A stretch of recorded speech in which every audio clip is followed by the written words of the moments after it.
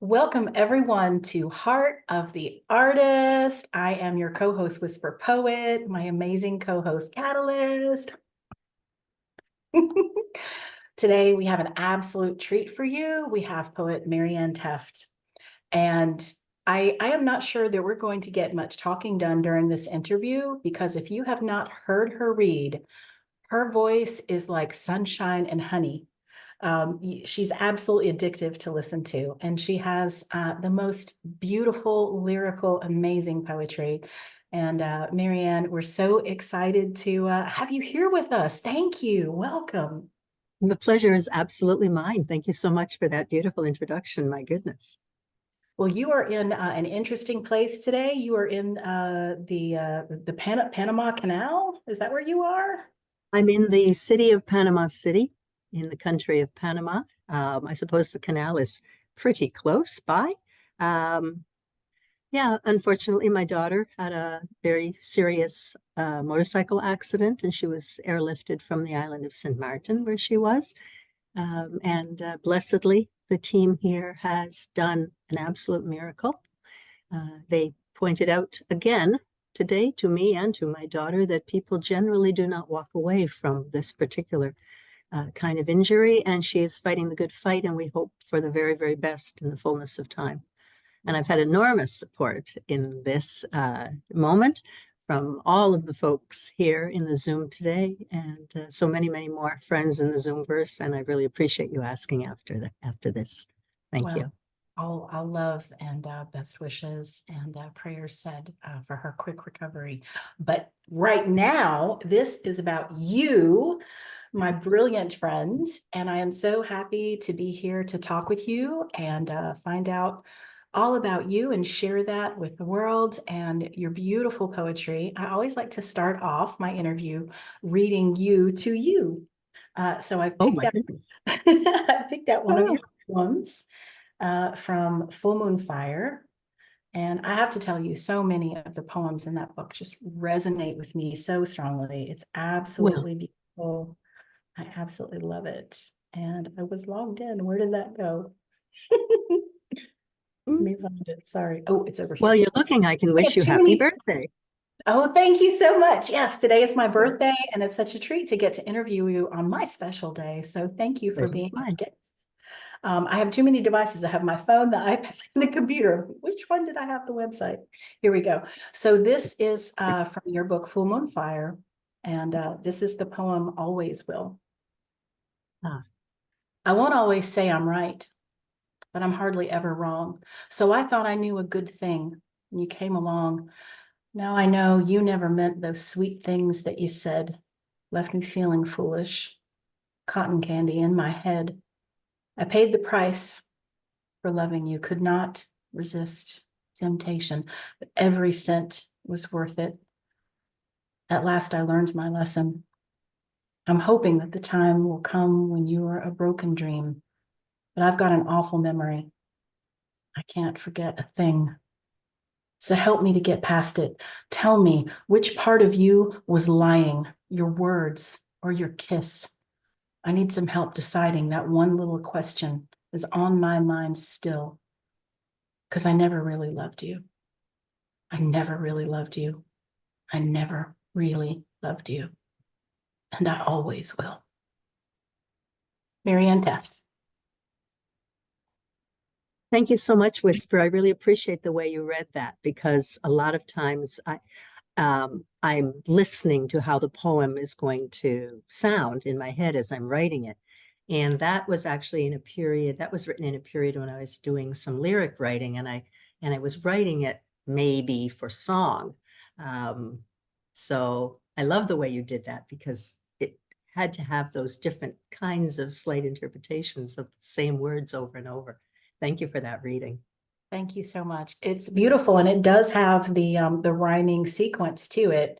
And I knew that when I was going through it, and I thought, well, I want to play with the cadence of this a little bit, and maybe try to put in some pauses where you weren't expecting, combine some phrases. And I enjoy doing that when I do reads. And that is such beautiful work.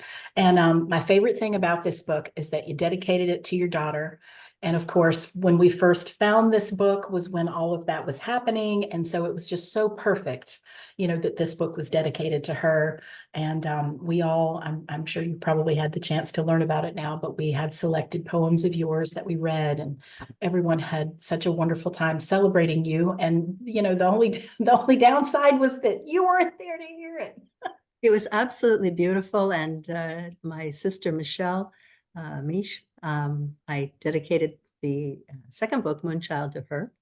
And yeah, she was the first one actually to listen, and she absolutely adored it as well. So we were quite thrilled. Thank you so much. You made mention of you were going through a writing period where you were working on lyrical things. Mhm. Have you played with different styles and types of writing across time? Um, I suppose the way, many of us do, and some of us continue to do it absolutely beautifully. I was doing more rhyming in Mhm. those days. And then I became braver, I suppose. And I have the natural feeling, I guess, for the metaphor and the part that represents the whole and those kinds of devices, which my then writing partner was trying to beat out of me a little bit more, as not so much for song, but poetry, but not song.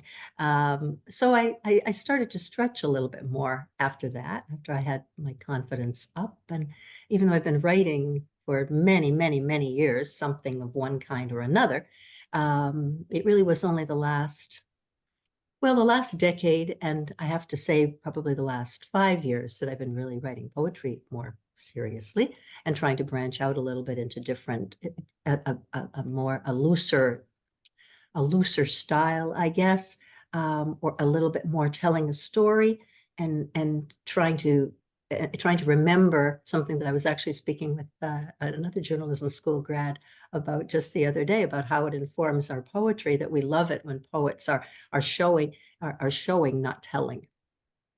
And sometimes when you get into big ideas, you tend to be a little talky when you talk about the universe and God and the divine and so on.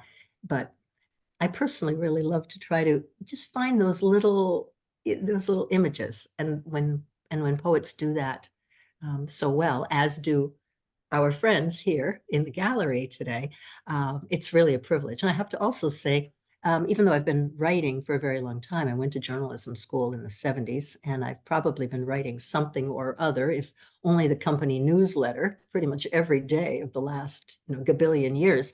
That practice has really stood me in good stead. And I think that's certainly something that has informed my work. I probably write more than a lot of people do. I write pretty much every day, and I have for a very, very long time. And I've been quite inspired by the open mics that so many discovered during COVID. I came to it just a little bit later than that, but I've really thrived, and I think my work has grown a lot in the reading and the listening, and the reading and listening to other poets as well. Well, you have a beautiful way with metaphor. You have a Thank you. very facile pen. And I think it's fantastic that you were studying the good days of journalism. I too come from a communications journalism background. Yeah. And so I find it interesting that you don't want to tell, right? You don't want to tell. You want your words to speak for itself. And that to me is a very classical journalistic point of view, right? Because Yes. we want to give the reader facts and let them form their own conclusions. At least that's what we used to do. I don't know what we do now. That's But that seems to kind of match up, and that makes complete sense to me. Have you found that journalistic background has given you any challenges as you've branched off into creative writing? um You know, at this point, I probably would say no. And I probably have to thank my journalism experience again more than anything, because the same way that you see, I mean, here's Leonard, for example, who is a very fine photographer, and some of the others who are in the Zoom maybe as well, and love that particular practice. When you have the eye, when you have the journalist's eye, it's the photographer's eye, it's the poet's eye as well. I don't mean the capital letter I mean the vision. You have a way of looking at things, and you want to capture those pieces that represent the whole. Yes, exactly, that ability to capture that moment, that significant detail. So that's what we love to try to get at, I think, as poets and photographers and creative people in general, and to deliver our messages that way. So I think my journalism background has been only helpful in that regard. And then also from the standpoint of keeping an attitude toward writing. I always feel so, I feel sad, or I kind of commiserate, I guess, in a way, with writers who find themselves blocked, or they haven't been able to write anything for many, many years. You know, it's not always deathless prose that we're writing, but when you have the experience of someone yelling at you, Tefft, I need 11.9 column inches in 8 minutes, you just sit down and you don't think, oh, I'm going to come with the best lead known to man. You just start to tell that story, and it comes. And I have to say that the more I want to write and find a place in my days for daily writing practice, I'm really grateful for that, because I have lots of different ways that I can go about finding something that I can begin to write around or write with. And as a result, I end up with a lot of material, and I can go back and work things. And I'm really grateful for that. So I have to say, probably the journalism background overall at this point has been much more helpful to me than a hindrance. Absolutely, I can see that. Do you find that you're a better editor of your work by virtue of that training and that need to be concise because you've only got X inches in which to tell this story? Yes, I certainly try to edit my own work, and I'm a fast and good editor. I've done a lot of editorial work of different kinds, from proofreading to copy editing to the structuring the whole thing. And I've worked with a lot of writers. I've been a magazine editor. I've been the editor in chief. So I've done a lot of work with a lot of writers over the course of time, and now I do apply it to myself, and um, I become a little bit, sort of testy in a funny way. When I was working on, I guess I was working on Moonchild, and my sister, who has an IT background, also a poet, but she's the sort of person who can see, 189,000 lines of code, and can scan somehow and find, that error. So she's the person that I always go to have her read my work. And I said, Mishi, I think I've got a clean manuscript here. And she said, yeah, but I think Bailey's. You mentioned Bailey's. Is it spelled with an apostrophe or not? And I went, grr. She caught me out. So She got yeah, the I do. opportunity. She did. But I do. I care about that. I do care about the language, and I care about the melody of the language, and try to vary the language in a poem.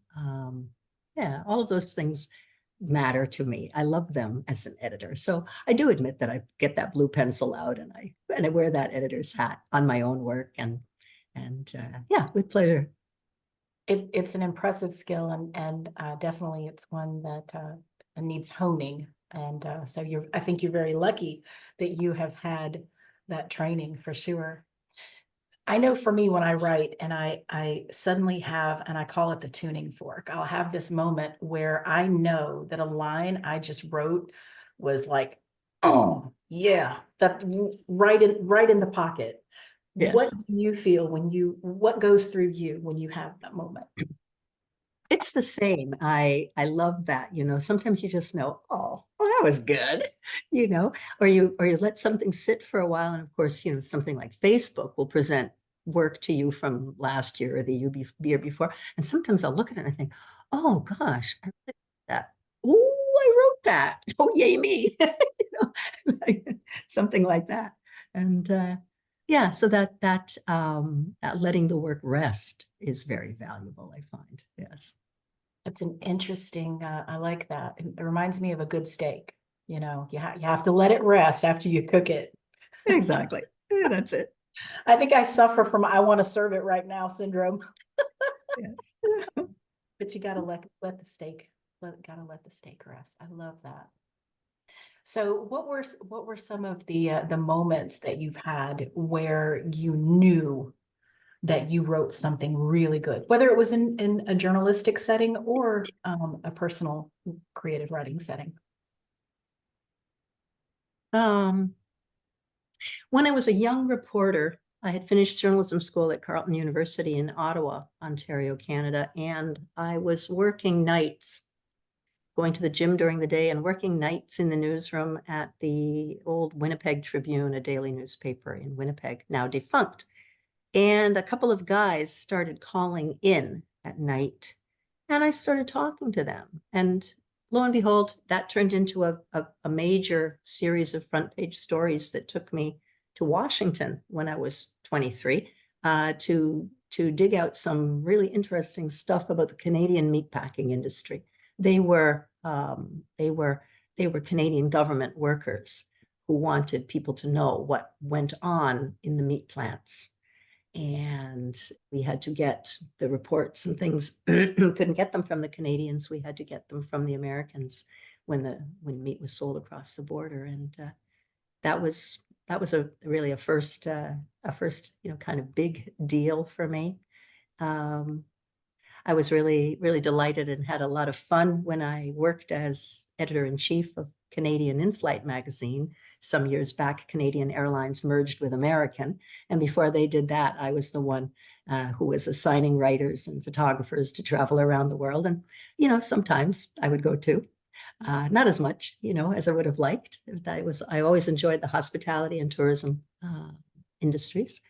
And yeah, those were very special. And then, of course, scrolling forward, I remember I was I'm a Montessori classroom teacher by day, and I remember my then writing partner, my composing partner, sending me the first, sort of the first verse of the first song that we wrote, and it came out of a poem that I'd written years before, and kind of proposed, and it was put to music, and that was a thrill I'll never forget. I went into a darkened classroom adjacent to my own, and I did what teachers aren't supposed to do, sit down on a desktop with my legs crossed in the dark and just listened to my own work set to music. And that was really extraordinary. And then, of course, came a little bit time later came Full Moon Fire. And when you get the first copy in your hand, you think, come on, I've been writing, I've seen my byline, especially as a newspaper and magazine person, thousands of times probably. But when it's on a book, even I'm just getting a little goosebump as I'm recalling it, and you just think, oh man, this is super neat. That's a new level. So those were a few things that were really special to me. Absolutely. You were talking earlier about, when people go through writer's block, and for myself, I've discovered that if I am in a time and place where the words just aren't flowing, I like to switch gears and do something different, like painting or knitting or arts and crafts or just whatever. What do you do if you find yourself getting into that space? Um, well, some of the things that I like to do and have liked to do and have helped me a lot. I spent a lot of years running, sort of running recreationally, and then through the good offices of, well, really an ex-boyfriend who was a very, very speedy runner. I started running long distance, and so I did a lot of training, and you can fall into a very you fall into a groove as you're running, especially running long and training by the hour. And then I found, the mind sort of frees up.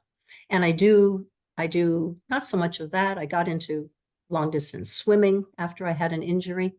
That is a beautiful kind of repetitive motion as well. And I've kind of taken it just to the trail. I like to walk wherever I can in nature and just, take a walk during the day. And I find, many things. I'm not the photographer that many in the group are, but I do like to observe the world around me, and I have infinite rainbows and sunsets and images of exactly the same lagoon and bridge from St. Martin, where I lived for 22 years, and now the same views of pieces of Toronto that I'm starting to amass as I'm now back there. Those kinds of things are great. And I find anything that is physical, really, that demands attention will free up your mind, and then suddenly you get past that block. You get some kind of little idea. Yeah, always the problem, of course, is that when you're out there doing whatever you're doing, you don't always have a voice, a little recorder. You don't have, nowadays most people have their phones with them, but many a time I've missed the good line, and I've been running along and trying to just remember, like run some couple of lines in my mind, so by the time I got home I could actually write it down. I would be very impressed if you could do that. I'm impressed with the fact that you can actually think about poetry and run at the same time, because I have to concentrate on not falling down. I'm a classic Pisces. I can't, my feet get all tangled up. What I would do, it wouldn't be so much something new, but I can recall a few, I wouldn't be able to cite you the specifics, but I do remember that I used to be able to do that and sort of say, okay, my challenge is this. I'm looking for something to go here. And then I would start to run, and all of a sudden, ding, the light bulb would go on in that way. I would more sort of prime the pump, and then sometimes I would be able to solve a particular problem. Not so much the download that some folks talk about having as writers. It's not exactly that way for me, even though sometimes I can write pretty speedily. But just those I can pose a problem, and sometimes with luck I can solve it when I am doing something else entirely. Do you find that when one idea comes to you, that another comes and you kind of get sort of just ping, ping, ping, ping, ping? You just get sort of a stream of them?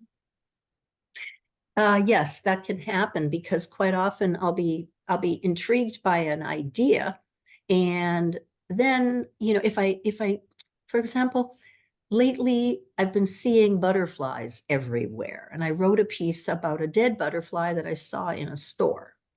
And then there are many pieces of butterfly artwork around the clinic where my daughter is. And then I was looking at something, and suddenly there was a story from Smithsonian about butterflies. And then I was in a Zoom the other day, and there was a discussion around this particular butterfly and phrase that might be a very good title for something. And then suddenly it's like, what's this all about, butterflies? So then I tend to do a little bit of research around myths and legends and astrology and cultures, and the image of and the meaning of butterfly at different times and places. And once I start there, then quite often I can get several different kinds of things I want to write about out of one little experience. I love that, because you're talking about letting and I think maybe you said something about it earlier, but letting your senses be filled, being observant and listening, and just Yes. letting your senses be filled with what's around you, and letting that become a source of inspiration. Quillian, he often get ideas Yes, to design. exactly. Yeah. Yes. Well, you are an inspiration, and I think that we would all love to hear you read something if you are so inclined. It would be my pleasure. I have a couple of pieces. I have really held on to writing as an anchor in this particularly challenging time, and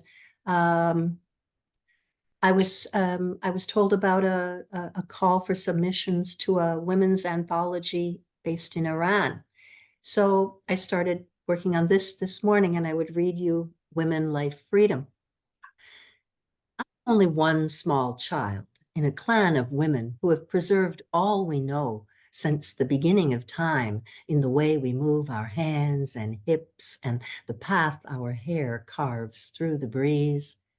In other times and more forgiving places, my sisters freed their fingers of rings that bind them in unquestionable subservience and loosed their milk to flow at bus stops, beaches, and in classrooms that welcome them with my nieces and nephews in their arms. Yet still we fight for freedom and life, for even after thousands of journeys of the moon, since our prophets walked our hallowed hills, I am not yet my own when I leave my father's home or bring my howling legacy into the world, but only when my spirit folds my lifeless arms across my chest and departs this plane for the last time.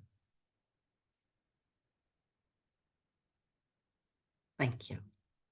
That was absolutely incredible. I have chills. Will you please say the line about your hair again? I love that.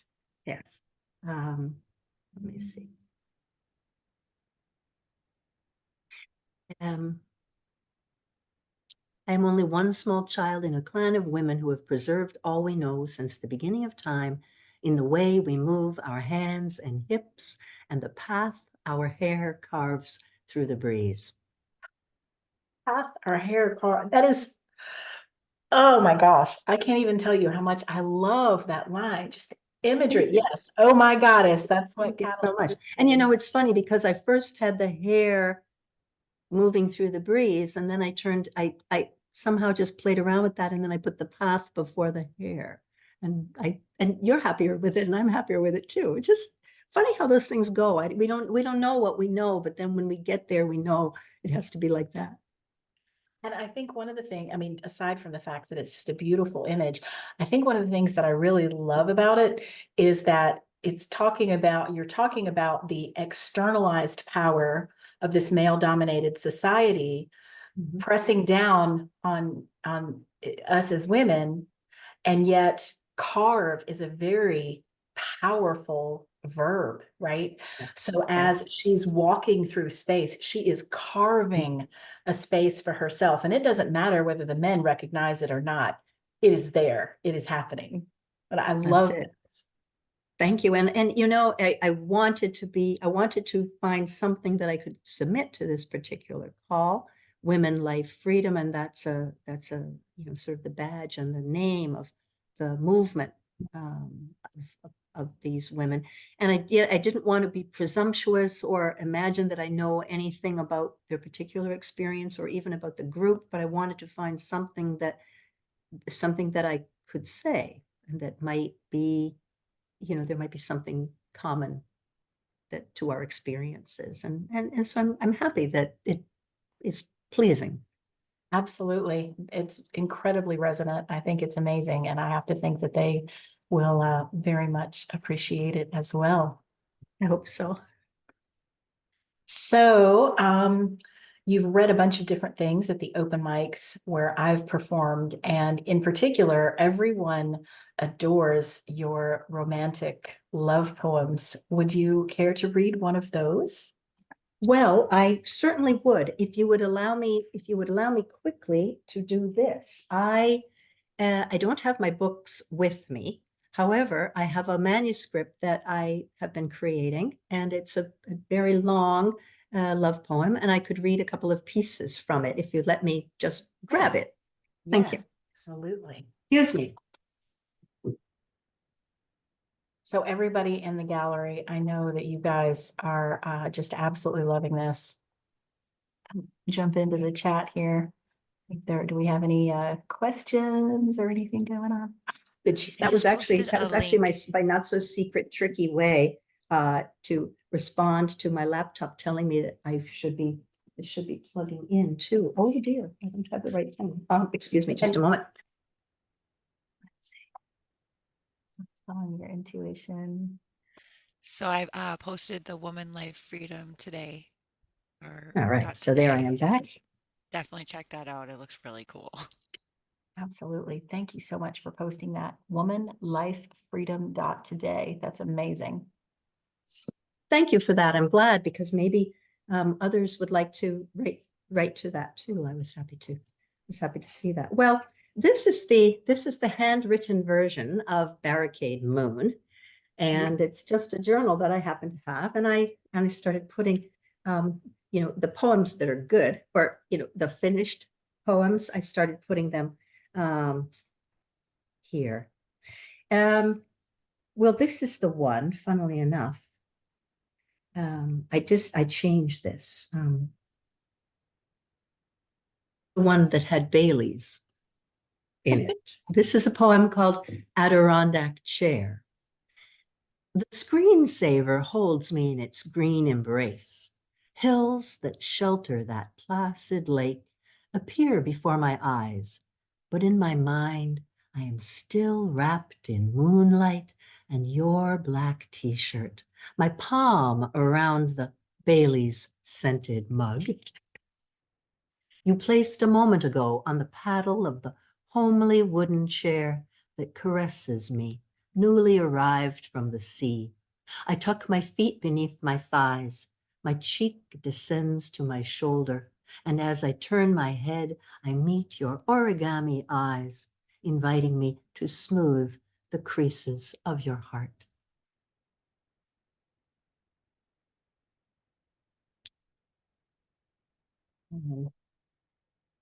Let me see.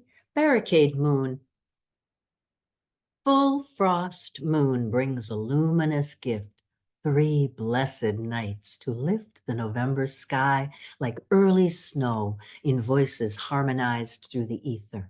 We weave a chorus of dreams from indigo throats to silver thighs like beavers in autumn. We revel in retreat to the nest whose address only we know. As the city flows around us, we rest at quiet anchor, hearts and minds entwined beneath our barricade moon. The adjective that comes to mind when I hear you read is mellifluous. Oh, thank you. Your voice just takes us on a journey. And I have to think that you must have been the best story reader ever when your daughter was young. Has she ever remarked on how wonderful her mom's voice is at telling stories? Well, yes, she really responds to my voice, and I'm really happy. We have another beautiful story to tell of that kind. When my daughter was taken by ambulance to the hospital in St. Martin before she flew out to Panama, they allowed me to um, have a video with her, and they held the phone up to her ear, and I did what I have done so many times since she was a baby. I got sunshine on a cloudy day. When it's cold outside, I got the month of May. Well, I guess you'd say, what can make me feel this way, my girl? Talking about Julia. And they said that her eyes actually fluttered. So sorry for driving everyone out of the Zoom with that voice of mine, which at the best of times needs to be the very end of any show when it's time for people to leave. But I do like to read. I love to read to my classes today. These days, I love reading aloud. Yeah, it's definitely one of my things. There's something entrancing about listening to someone who is good at telling stories. You sense the pleasure that the storyteller gets from interpreting those words. And it increases your enjoyment as the listener to know it's almost like a little partnership that you have going there. And you create like a little bubble of energy, the storyteller and the people who are listening. It's just lovely. And you definitely have the gift of Scheherazade for sure. Oh, shucks. Thank you.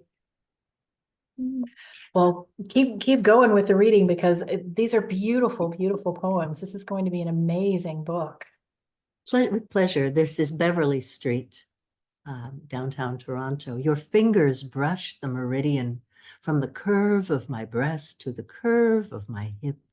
Chills swelter under the waxing buck moon. As you reach for the silver chain of the bedside lamp, we plunge into sultry waves of mauve half-light, where we bask like seahorses entwined for eternity in the afterflow of love. And I suppose you can guess that there was an aquarium in the room. That was absolutely beautiful. And I love the imagery. I've never been to Toronto. I have a friend who lives there and he says it's just the busiest city in the world and the most expensive.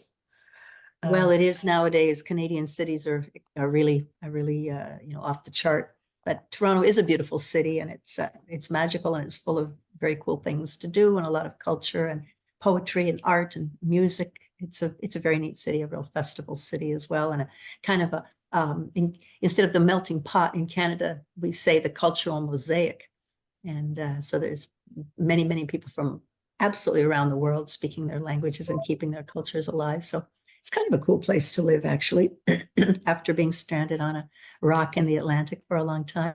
It's not a bad place to be stranded I love nowadays. that phrase, cultural mosaic. That's lovely. Now, is Toronto your hometown? Is that where you're from originally? I was born in the United States. I'm a Connecticut Yankee. My parents moved across the country. My father was in the machine tool business, and he worked for as an executive in different companies. And we lived in the Pacific Northwest in Portland, Oregon, for a while. And I was an exchange student. I lived in just outside of Zurich when I was 16. And then my parents moved to Canada, and I finished my schooling there. Went to university in Canada, and ended up staying. Married two Canadians, and one after the other, not at the same time. Not that exciting a story. And after 22 years in the Caribbean, back to the north. So what's the favorite place you've traveled to in all of the places that you've been visited? Oh my goodness. You know, I spent 5 weeks in Barcelona, and I have to say that was absolutely magical. I adored Barcelona, to have that kind of time to just be able to relax into the vibe. I did a CELTA there. That's the Cambridge training, teaching English as a second language. And that was great in 2015. I loved that. And I've traveled to many beautiful places. I remember the first time that I traveled to the British Virgin Islands. Yeah, it sure is Barcelona.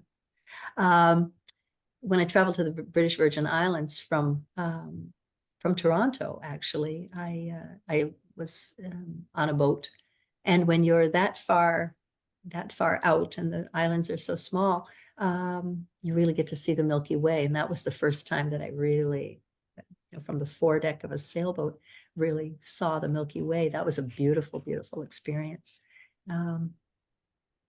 I've done some lovely traveling. I've had an opportunity. I was in the Netherlands visiting my daughter where she was in university, and I found out that some friends were in Egypt, so I had to just nipped down to Cairo for 5 days and had a chance to see some of the magical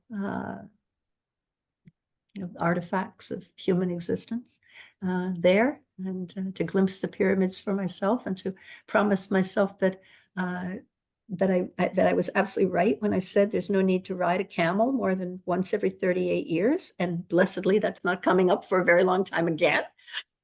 They're nasty beasts, but you have to do that. And there's always someone who manages to fool you into getting on a camel when you're in Egypt, and then somehow they line you up in front of the pyramids, which are quite far behind, and then they tell you put your hand up, and then suddenly you have these goofy pictures of yourself holding a pyramid. But anyway, a beautiful, beautiful country, and wonderful people there.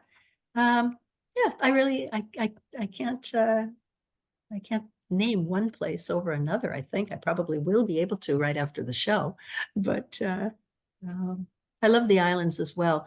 Um, an island like St. Martin is really a magical place to be too, because it's really a crossroads of the Caribbean. So we have, every day every day you hear English, French, Spanish, Creole, Papiamento, Portuguese, Chinese St. languages. Martin is originally Dutch, right? Isn't it the Dutch? Yes, Yeah. yes. Saint Martin. It's a Dutch-French island. So Saint Martin is the Dutch side, and Saint Martin is the French side. There's no border formalities. There's not even really a border at the time. You just, drive back and forth to another country for dinner, and it's sort of a cool thing to tell your friends that you do. And but we hear a lot of different kinds of music. So we've got all kinds of rock and pop and island rhythms from up and down the chain, French, Spanish, music from Europe, music from Africa. So it's really great. It's a lovely cross section this way, and you're always meeting people from different parts of the world, and it's a very interesting place to be. Also, I think I want to be in the Zoom call where you and Teresa Gallion talk about your collective travels and share camel stories. oh gosh, Teresa outdoes everybody, but yeah, but I really appreciated that when she was speaking about this the other day. Yeah.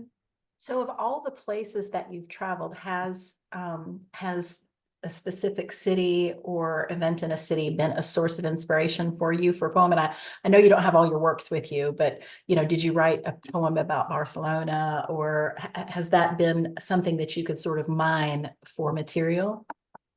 Yes, for sure. And I have been writing and have put together also otherwise the better part of a manuscript called Rainbow Country, kind of informed by St. Martin and the sights and sounds and scents of the island, and island life.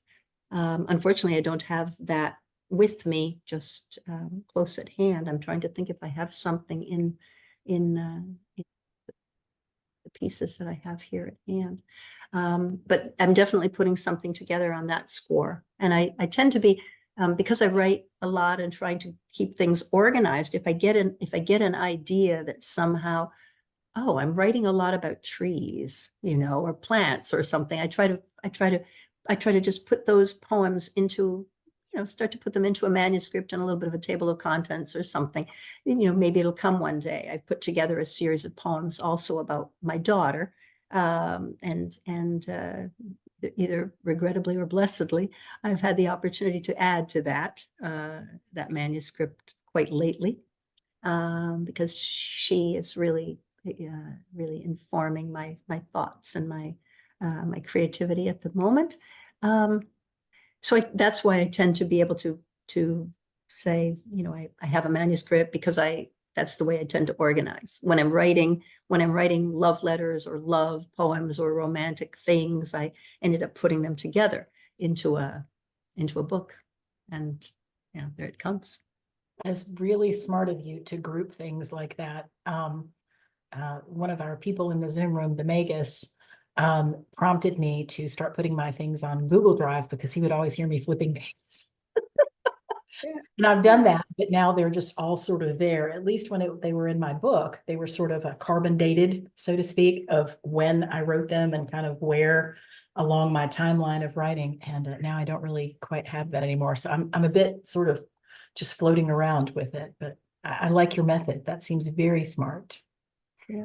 Do you have, worked for me. do you find, so when you're out and about and you're traveling, you're in a place and something smells amazing, it's beautiful, and you're inspired and you want to get it down right then, and you were talking about, I don't have a notebook, do you find the technology, like, can you write things in your Apple Watch, just speaking to your wrist? I'm assuming you have one of those.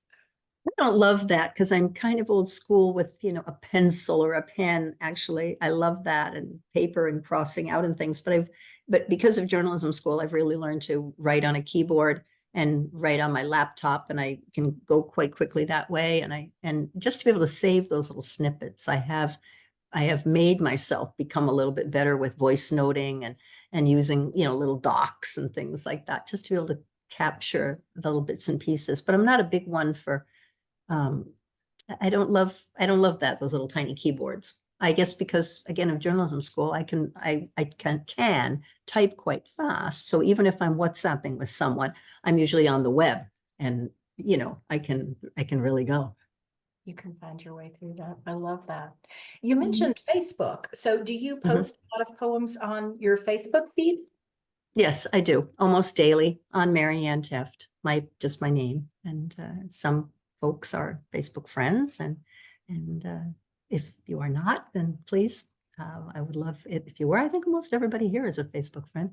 If I And haven't yeah, tracked you down, I will. Yes. please do. It tends to be, it is sort of another kind of file, but it's also as you kind of meet people who are doing the same or passing through. I really appreciate it, because some of the friends here today are very close poet friends with me. We share, for example, Leonard and I, for some time now, I'm not even sure how we met, but in a Zoom somewhere, and just got chatting. And next thing you know, you're kind of sharing back and forth calls for submission. And if we write something, maybe we're kind of go, yeah, what do you think about that? Do you think this would work? And so on. And some of the other folks here as well, same way. And that's proved to be so valuable. So yes, I personally use Facebook a lot. I don't use Instagram as much. I'm trying to, come out of my cave. But again, it's that tiny little keyboard thing, I think, that bothers me more than anything. Well, the functionality on all these different platforms I know is a little bit different, and you have to sort of work through all of that. But I think it's wonderful to have that out there. Makes you wonder what, future generations will do, because they're not going to come across as many printed books as they used to. So hopefully these electronic records will be out there for, years and years That's down it. for people to find. Absolutely. That's it. So I'm so happy how much is recorded, and how much I enjoy myself listening to poetry again, and it seems like we're in kind of a moment. I mean, of course, we'd love more and more people to love what we do and do what we do and join us in what we do. But it seems that there are many more and more people all the time who who just really appreciate poetry. And when they tap into things that they enjoy, they really do get into it. And I love that, because I don't personally, think that, oh, you're a poet. Oh, only people in herringbone jackets can be poets. That's not me at all. I think we I all love are. that And I voice. We got to hear more of that voice. oh no, another thing that's going to follow me around the Zoom verse. Bone voice. the Harry Fields, I love it. You're probably going to be asked to do that in the open mic. Just say I it. probably will. But everybody knows what I mean there. It used to be, oh, they are poets. People like that are poets. And now much more it's become people like us are poets. People like all of us are poets. And I like that there's an opportunity for so many different kinds of voices, and so many um and so many different voices to mesh and intersect. I mean, the fact of the matter is, if we look around the room here, but for the power of Zoom, we most likely would never have encountered each other in our wildest, best dreams. And now, we talk to each other all day long, every day, and it's very, very cool. I love that. Absolutely. And you've embraced it beautifully. Would you like to embrace some more for us? Sure. Let me see what I can find to read. I'll read a little bit more from Barricade Moon, maybe.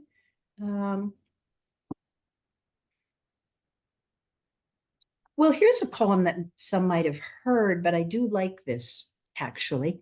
Yes, exactly. Think the silver lining of COVID really is Zoom. Oblivious. Here are my speckled hands, walnut constellations that tiptoe across an eggshell palette. Here are my wind-swept arms, feeble kites in a gathering breeze. Here is my golden hair whose roots show my true colors. Here is the inflexible ankle that will never again dare to rise to stiletto's rhythmic heights. And in a moment of weakness that I lament my experienced shell no longer meets him unblemished as my heart and dreams, here is my lover's kiss, oblivious to the years we did not share. When I was writing Full Moon Fire, especially, I was trying to find different kinds of experiences of love. So this poem is obviously sort of a May December kind of poem, um, and so I like this one because that kind of fit with what I was. I Right. absolutely love that. I love the message of that. It speaks to that inner expression of love, of course, and also like inner beauty. But I love just the elegant way that you described everything. And although I don't know if you meant it to be a little bit bemoaning, but it's not. It's almost Yes. celebrating ankle that doesn't bend, celebrating the walnut tones, and just the imagery, the metaphors in that, the description. Just it's beautiful. That is absolutely gorgeous.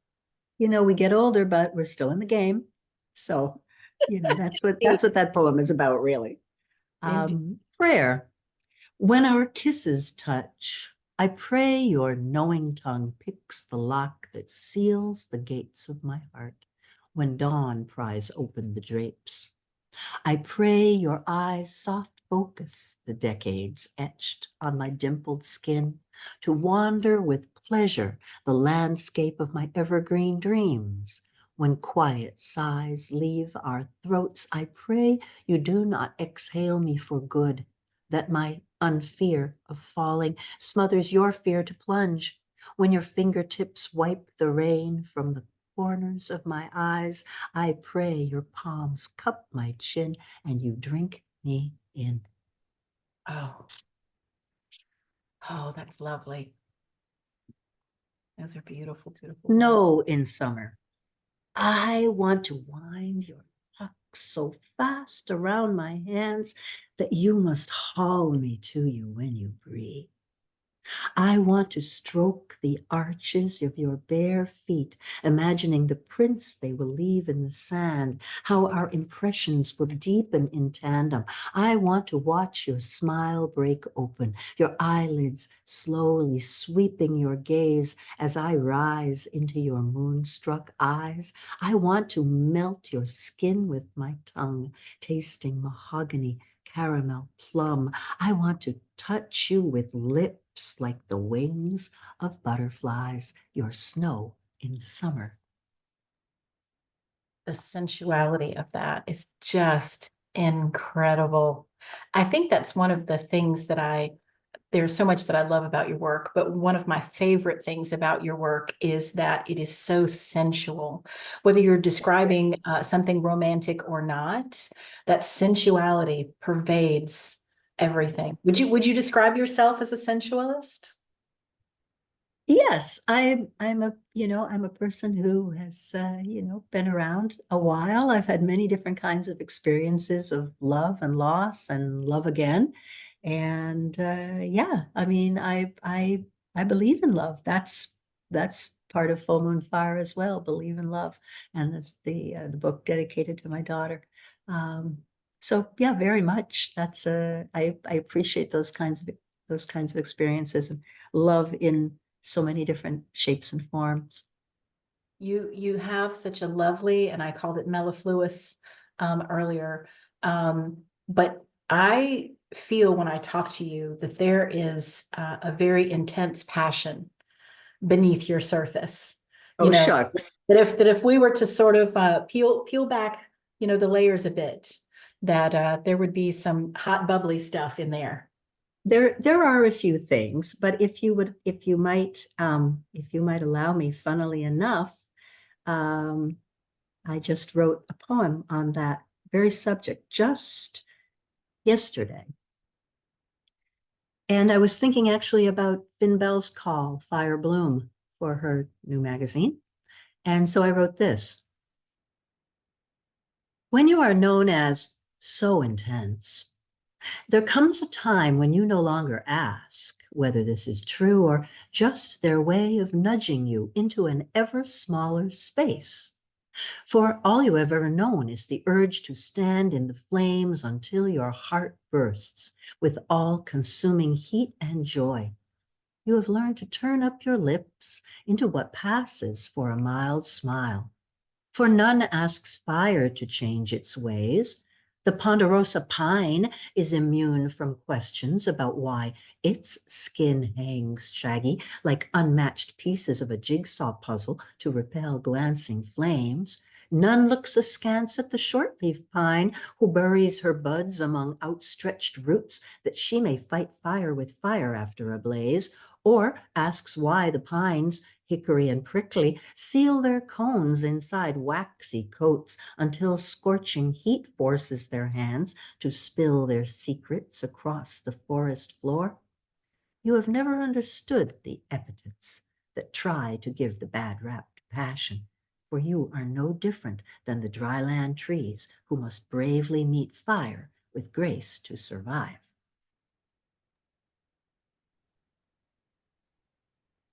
Yes. Oh gosh. Yes. Yes. You know, Yes. we couldn't have done that better, Whisper, if we had planned that, because literally I just wrote that poem to the thought of too intense, so intense yesterday. Isn't that funny? That And is for why that I word do not like to do scripted interviews. Just go with the vibe and see what comes, because just magic happens. It really does. yeah, it's super cool. I have to think that as a passionate person who's seen the world, that you have a lot of points of view about social justice and things going on in the world. Are there any particular social justice themes that you would like to talk about? Any charities that you want us to know about? What are your passions in terms of the world? Well, I've had the privilege of working with Hiram LaRue on occasion with his organization that he's active with, Poetry Ex Hunger, and it's very often a beautiful chance to write on that particular theme. Um, Hunger and homelessness are very closely linked. I have in my very close circle people who have known homelessness, and it means a lot to me to try to raise my voice to help people who can't always help themselves in those regards. And I think those are the main ones. I am a I'm a I'm out there, Gustav knows, with him and with Leonard and many of those in the Zoomverse. I'm kind of, so far left. I'm coming back around to the right almost, that kind of a way. But I am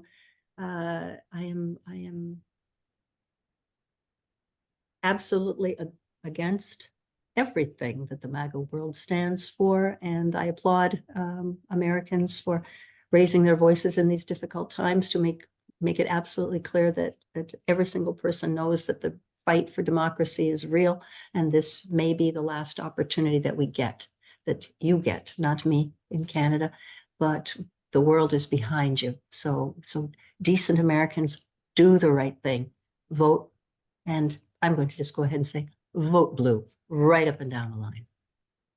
Are there specific, you mentioned the charity, if you want to share the charity name, we'll put that in the chat. If anyone, that's part of what we want to do with Heart of the Artist, is allow you that space to share what you're already doing and involved with, and make that footprint a little bit bigger, so that people who see this, if they're inspired by your passion for that charity, they might decide to support it, or decide to get inspired and support something they're interested in. But just to remind everyone and share that we need to help each other and love each other and lift each other up in all of those ways. Yes, well, in every corner of every part of the world, there are food banks these days. Go and lend your time and your effort to them, and contribute if you can. And give somebody something when you pass by, stop and talk to the people who are in those tent villages everywhere. There are some folks who live between me and my school that I only walk a few minutes to. And they're human beings with kids trying to make it. And sometimes many of us are just a lot closer to sharing that kind of experience than we might like to admit. And sometimes we're very grateful that this month was not the month. Those kinds of things. So we can always find them. And I am a supporter of the American Civil Liberties Union. I have always fought for women's reproductive health, which is always going to be necessary. The fight has been made more difficult, but that doesn't stop us from leading the good fight. Absolutely. Would you like to close us out with some more wonderful words? Yes, of course, with pleasure. And then I have a poem for the end, of course, for all of us. Here's a poem. This is a St. Martin inspired poem, but on the same kind of themes that I like. It's called The Roots of Trees. I do not know if the tamarinds and oaks guard their feelings beneath thickened skin, pockmarked by blights and storms, natural and unnatural. I cannot say with certainty if forest memories ebb and flow through their xylem and phloem, only to accumulate at last in emotional dendrochronology. But I want to believe I do as the hillside elders do when I protect my heartwood in times of distress. Their longing roots plunge deeper, awash in emerald oxytocin that drives them even through rock toward the least they need to survive.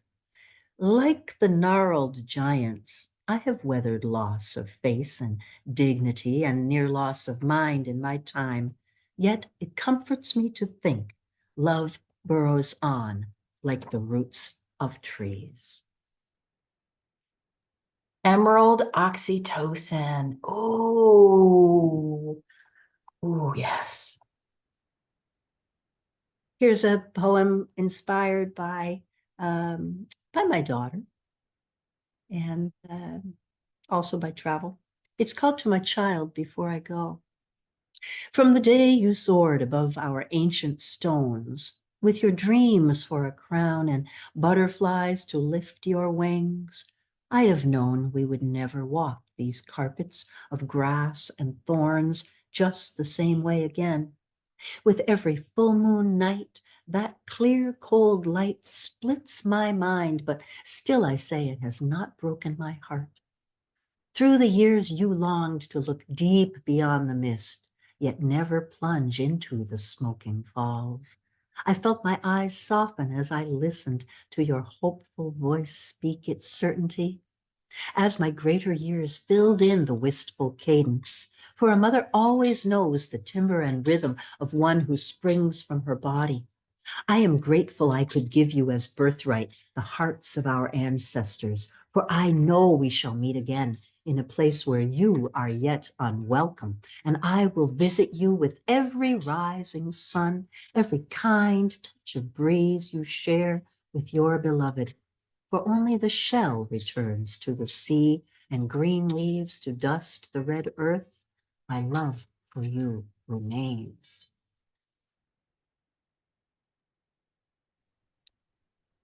Do we have time for just one more? Yes, please. All right. I would end on this particular note, and I know that some will have heard this, but I would like to share this with all of my friends. All of you are storytellers. You did not ask for the shoulders of the elephant to bear the weight of pitiless centuries. You did not seek to rise above the plains like the giraffe that knows what only the clouds may know. You did not consent to bear the hide of the sequoia, to withstand stinging salt, cringing heat, torments of insects, and unbridled fire. You did not beg for the heart of a lion to lead where none will follow. You did not petition for a throat to open wide as the pouch of a pelican, nor a voice to ring more crisply than 1,000 copper bells. You did not invite the hands that hold the pen that cannot back down from the righteous rhyme. You are every ancient curse, and by them and by you, we are blessed. Thank you so much, poet friends. Oh my goodness, Marianne, I just cannot even think of a better way to have celebrated my birthday than to have had this conversation with you. Thank you Oh my goodness, the pleasure was so, mine. so much. Absolute inspiration. I am so honored that you chose to spend your time with us today, especially with, what you've had going on personally. Thank you from the bottom of my heart, Catalyst.